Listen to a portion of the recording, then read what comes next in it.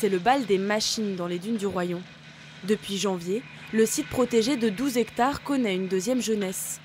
En 60 ans, la broussaille avait envahi le paysage. Alors aujourd'hui, les travaux visent à restaurer la faune naturelle du site.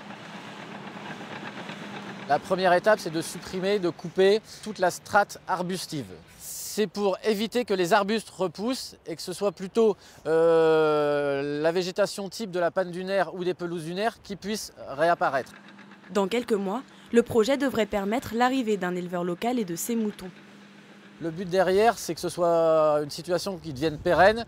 On a envie de mettre là-dessus du pâturage pour dire d'entretenir les milieux ouverts et de favoriser une nouvelle biodiversité. Devant l'ampleur du chantier, pas facile d'imaginer le résultat. Face à l'inquiétude de certains habitants, le maire tient à rassurer. Ce sont des zones naturelles qui sont classées naturelles et qui forcément le resteront. Donc il n'y aura pas de construction.